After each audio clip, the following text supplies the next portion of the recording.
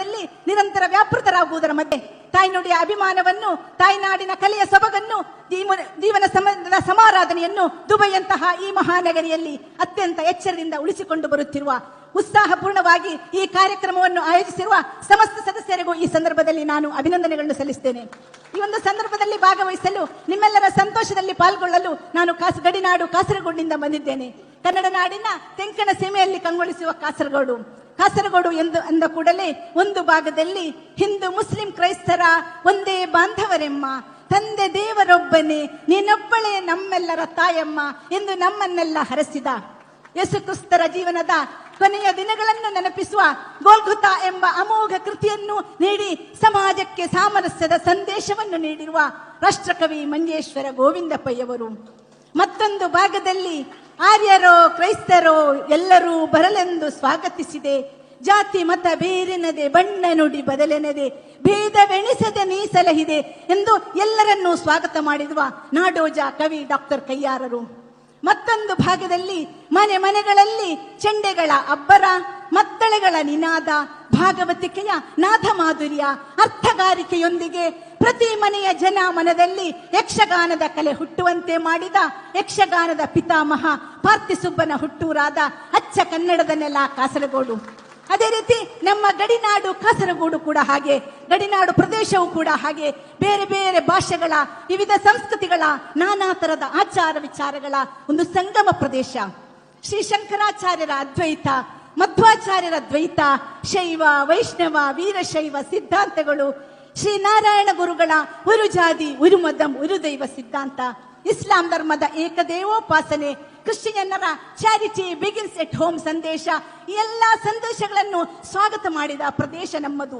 ನಮ್ಮ ಸಾಂಸ್ಕೃತಿಕ ವೈಶಿಷ್ಟ್ಯತೆಗಳ ಬಗ್ಗೆ ಹೇಳುವುದಾದರೆ ನಾಗಮಂಡಲ, ಭೂತಾರಾಧನೆ ಮೊದಲಾದ ಧಾರ್ಮಿಕ ಆಚರಣೆಗಳು, ಯಕ್ಷಗಾನ, ತಾಳಮದ್ದಳೆ ಮೊದಲಾದ ರಂಗ ಪ್ರಭೇದಗಳು, ಆಟಿಕಳಂಜ, ಸಿದ್ಧವೇಷ ಮೊದಲಾದ ಜನಪದ ಕುಣಿತಗಳು, ಕಂಬಳ, ಓಬೇಲೆ ಹಾಡಿನಂತಹ ಗೇಯ ಸಂಪ್ರದಾಯಗಳು, ಇವೆಲ್ಲ ನಮ್ಮ ಸಂಸ್ಕೃತಿಯಾಗಿದೆ.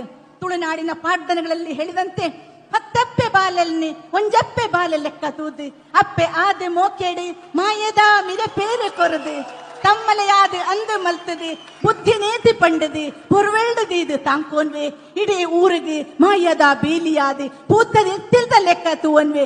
ಈ ರೀತಿಯ ಒಂದು ಸಂಸ್ಕೃತಿ ನಮ್ಮದು. ಅಂದರೆ ಒಂದೇ ತಂದೆಯ ಮಕ್ಕಳು ವಿವಿಧ ಕಸುಬುಗಳನ್ನು ಅವಲಂಬಿಸಿ ವಿವಿಧ ಜಾತಿಯವರಾಗಿ ಗುರುತಿಸಿಕೊಂಡರು.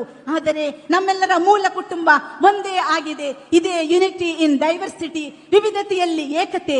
ಈ ವಿವಿಧತೆಯಲ್ಲಿ ಏಕತೆಯನ್ನು ಉಳಿಸಿ ಬೆಳೆಸಿಕೊಂಡು ಹೋಗಬೇಕಾದ್ದು ನಮ್ಮೆಲ್ಲರ ಕರ್ತವ್ಯವಾಗಿದೆ. ಇಂದು ವಿವಿಧ ಕ್ಷೇತ್ರಗಳಲ್ಲಿ ಗಣನೀಯ ಸಾಧನೆ ಮಾಡಿದ ಎಲ್ಲರನ್ನೂ ಗೌರವಿಸಿದ್ದೀರಿ. ಸಾಧನೆ ಮಾಡಿದವರಿಗೂ ಸಾಧಕರಿಗೂ ನಾನು ಈ ಸಂದರ್ಭದಲ್ಲಿ ಅಭಿನಂದನೆಗಳನ್ನು ಸಲ್ಲಿಸುತ್ತೇನೆ. ಹುಲ್ಲಾಗು ಬೆಟ್ಟದಡಿ ಮನೆಗೆ ಮಲ್ಲಿಗೆಯಾಗು, ಕಲ್ಲಾಗು ಕಷ್ಟಗಳ ವಿಧಿಯ ಮಳೆಸುರಿಯೇ, ಬೆಲ್ಲ ಸಕ್ಕರೆಯಾಗು ದೀನ ದುರ್ಬಲರಿಂಗೆ, ಎಲ್ಲರೊಳಗೊಂದಾಗು ಮಂಕುತಿಮ್ಮ ಎಂಬ DVG ಅವರ ಮಾತುಗಳನ್ನು ನೆನಪಿಸಿಕೊಂಡು, ಅಶಕ್ತರಿಗೆ ಊರುಗೋಲಾಗಿ, ನೊಂದವರಿಗೆ ಸಾಂತ್ವನವಾಗಿ, ಬಳಲಿದವರಿಗೆ ಚೇತನವಾಗಿ, ನಿರಾಶರಾದವರಿಗೆ ಚಿಲುಮೆಗಳಾಗಿ, ಸತ್ಯ ನ್ಯಾಯ ಅಹಿಂಸೆಯ ಸ್ವಯಂ ಸೇವಕರಾಗಿ, ಜನತಾ ಸೇವೆಯೇ ಜನಾರ್ದನ ಸೇವೆ ಎಂಬ ಧ್ಯೇಯ ಮಂತ್ರದಿಂದ ಮುನ್ನುಗ್ಗಲು ನಿಮಗೆಲ್ಲ ಸಾಧ್ಯವಾಗಲಿ. ಸಮಯಾವಕಾಶದಿಂದ ಹೆಚ್ಚು ಮಾತಾಡೋದಿಲ್ಲ. ಕೊನೆಯದಾಗಿ ನಮ್ಮೆಲ್ಲರ ಜೀವನದ ಮುಖ್ಯ ಉದ್ದೇಶ ಉತ್ತಮ ಮನುಷ್ಯರಾಗುವುದು. ಮಾನವತೆಯ ಸಂದೇಶವನ್ನು ಸಾರುವ ಕವಿ ಸಿದ್ದಯ್ಯ ಪುರಾಣಿಕರ ಕವನದ ಒಂದೆರಡು ಸಾಲುಗಳನ್ನು ಮಾತ್ರ ನಾನಿಲ್ಲಿ ಹೇಳಬಯಸುತ್ತೇನೆ. ಓದಿ ಬ್ರಾಹ್ಮಣನಾಗು, ಕಾದು ಕ್ಷತ್ರಿಯನಾಗು, ಶೂದ್ರ ವೈಶ್ಯನೇ ಆಗು, ದುಳಿದು ಗಳಿಸಿ ಏನಾದರೂ ಸರಿಯೇ ಮೊದಲು ಮಾನವನಾಗು. ಹಿಂದೂ ಮುಸ್ಲಿಮನಾಗು, ಬೌದ್ಧ ಕ್ರೈಸ್ತನೇ ಆಗು, ಚಾರ್ವಾಕನೇ ಆಗು, ಭೋಗ ಬಯಸಿ ಏನಾದರೂ ಸರಿಯೇ ಮೊದಲು ಮಾನವನಾಗು. ರಾಜಕಾರಣಿಯಾಗು, ರಾಷ್ಟ್ರಭಕ್ತನೇ ಆಗು, ಕಥೆಗಾರ, ವಿಜ್ಞಾನಿ, ವ್ಯಾಪಾರಿಯಾಗು, ಏನಾದರೂ ಸರಿಯೇ ಮೊದಲು ಮಾನವನಾಗು ಎಂಬ ಮಾನವತೆಯ ಸಂದೇಶವನ್ನು ಪ್ರತಿಯೊಬ್ಬರಿಗೂ ನೀಡಿಕೊಂಡು ಈ ಒಂದು ಕಾರ್ಯಕ್ರಮದಲ್ಲಿ ಭಾಗವಹಿಸಲು ಅನುವು ಮಾಡಿಕೊಟ್ಟ ಆಯೋಜಕರಿಗೆ ಅಭಿನಂದನೆಗಳನ್ನು ಸಲ್ಲಿಸಿಕೊಂಡು ವಿರಮಿಸುತ್ತೇನೆ. ಜೈ ಭಾರತ್. ಏನಾದರೂ ಆಗು ಮೊದಲು ಮಾನವನಾಗು. 22 ಜನ ಪುರುಷರು ಮಾತಾಡಿದ್ರು. ಇವರಿಗೆ ಏಕೈಕ ಮಹಿಳೆಯ ಮಾತು ಇವತ್ತು ಕರತಾಡನದಲ್ಲಿ ವೇದಿಕೆಯನ್ನ ಮುಳುಗುವಾಗೆ ಮಾಡಿತು. ಗಡಿನಾಡ ಮಣ್ಣಿನ ಭಾವೈಕ್ಯತೆಯ ಮಹಿಮೆಯನ್ನ ನಿರರ್ಗಳವಾದ ಕನ್ನಡದಲ್ಲಿ ಮಾತನಾಡಿದ್ರು ಆಯಿಷಾ ಅವರು. ಹಾಗೆ ಹೃದಯದ ಭಾಷೆಯ ತುಳುನಲ್ಲೂ ಕೂಡ ಮಾತಾಡಿದ್ರು. ಇವಾಗ ಕಾರ್ಯಕ್ರಮದ